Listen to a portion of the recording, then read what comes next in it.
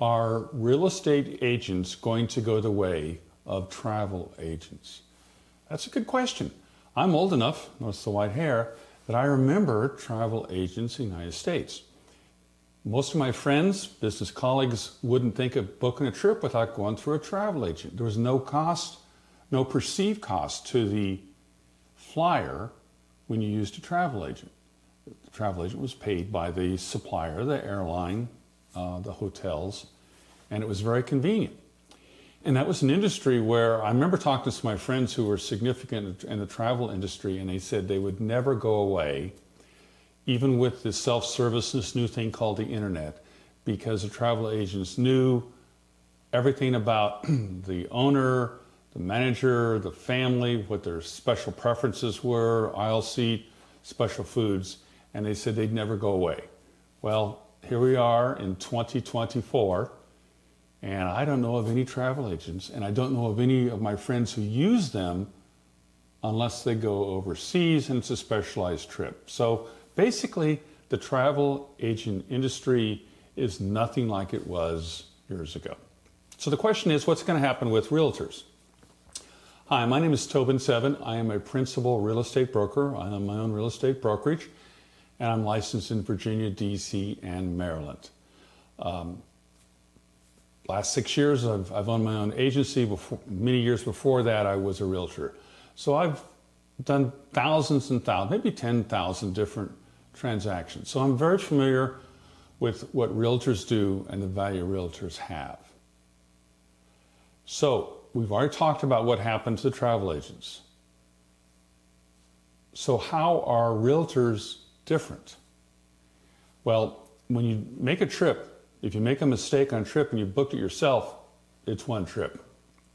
If you're buying a home, and most people only buy a few homes in their lifetime, that's a big deal, and that's a big mistake. So a lot of people are concerned about. So many people are concerned about making a mistake on a home purchase, which is a big deal, much less and related to a bad airline trip, which is quickly forgotten. Now, the National Association of Realtors lost a big lawsuit recently, and they have decided that they are going to get themselves out of any future lawsuits, and they have said that middle of July of this year, 2024, that the seller cannot pay for the buyer's realtor's commission. Now, my experience is almost 9 out of 10 realtors are on the buyer's side. I represent a lot of military people because I'm an Army veteran, and I help them navigate the process of buying a home. The seller pays the commission. It's displayed on the multiple listing service MLS. In this area, it's typically what we call the DMV, DC, Maryland, Virginia. It's typically 2.5% of the sales price. And then the listing realtor gets their own commission from their client, the seller. What I do is I give 25% of my commission back to my clients. Pretty straightforward. Starting in the middle of July, National Association of Realtors, NAR, is saying that they do not want the seller to pay any of the commission or even offer to pay the commission for the buyer's realtor on the MLS. There's other ways you can do it. You can do it off the MLS, but that's unknown, and that's a big mystery as how that's going to occur.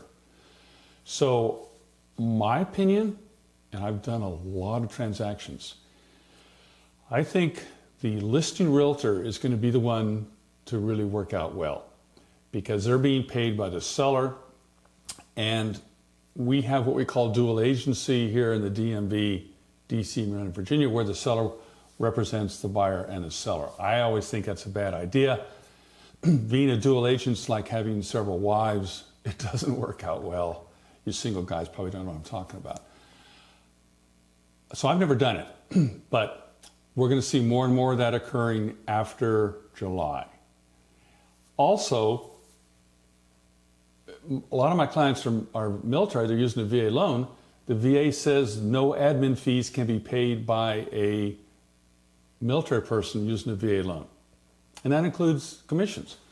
So a lot of my military clients, I mean, no one in the military is a millionaire. You don't join the military for money. And a lot of my clients, they're scraping by just to buy their first home. And a lot of times in your 20-year career, you're going to PCS, permanent change of station, every 3 to 4 years somewhere else in the country. The way to build wealth is to buy a home where you are, and then you retire at 20 years, you've got some wealth. Homes in different places that are rentals. That's going to be a challenge because military people don't have a lot of extra cash. And I don't know what they're going to do, honestly. And realtors aren't going to want to work for nothing. So that's going to be a big question mark. I think the listing realtor is going to work out great. Now, what are the facts? Let's take a look at what the National Association of Realtors said recently about the role of the buyer's realtor. That's a realtor who works for the buyer. And what percent of sales do sellers and buyers use a realtor on? Let's take a look at the facts. Let's take a look at the facts. And this information all comes from the National Association of Realtors. And I'm a member, have been a member for decades. You may want to think about subscribing to my YouTube channel, which is Your Housing Navigator, as I'm doing 2 new YouTube videos every week, and it's information you won't find anywhere else. Okay, let's go to the next information. So what percent of buyers, and just by coincidence sellers, use a realtor today? And this data comes again from NAR, National Association of Realtors, and it goes back over 10 years. So the answer is 89%. So 89% of both buyers and sellers, just by coincidence, same number, use a realtor, and that is trending up from 87 to 86%. So the trend in the marketplace is there is a value for using realtors when you buy. And we're talking about buying in this particular YouTube video. So back down here, it was 69%. So it continually trends upward. This is an all-time high. So there is value perceived by what a realtor can do. Okay, here is a great slide. We're going to spend a few minutes looking at this. This is facts. You won't find this information anywhere else. What buyers want most from a realtor? And number 1 is to help find the right home to purchase. Now there is Zillow, and there is Trulia, and there is Redfin, and there's a number of others. There's no substitute for using a realtor. So when I talk to my clients, they use Zillow, Trulia, Redfin, and I tell them, use my website because it has a direct link to the multiple listing service. Trulia, Redfin, Zillow all have to pay a fee to sync to the database of the Realtor Association. They don't create the data. They simply report it. And shame on the National Association of Realtors for not doing a better job of presenting the information graphically, because that's all Zillow, Trulia, Redfin, and the rest of them are doing. And by the way, Trulia is owned by Zillow. They don't disclose that, but if you look real closely, you'll see that. So it's just interesting. All right, so number 1, 50% of people need help in finding the right home to purchase. I know when my clients send me a link, they say, hey, I found this on Zillow, Trulia, Redfin, whatever. I go in and I pull up the current information, and it may actually be under contract, what they call pending. And then I call the listing realtor. And that's something you can't do with Zillow. And I find out what's going on. As a principal real estate broker, they take my call. Number 2, and this is at 12%, is helping buyers negotiate the terms of sale. If there is no buyer's realtor, who's going to help them negotiate? I tell you, I am pretty doggone efficient. I was in the Army. I was in 9 years, left as a major. I never got a chance to fire my firearm. But I tell you, in real estate, I shoot the other side all the time. I'm aggressively protective of my clients, and I really negotiate a good deal. So that's not going to happen if there's no buyer's realtor. Number 3, help with price negotiations. Oh my gosh.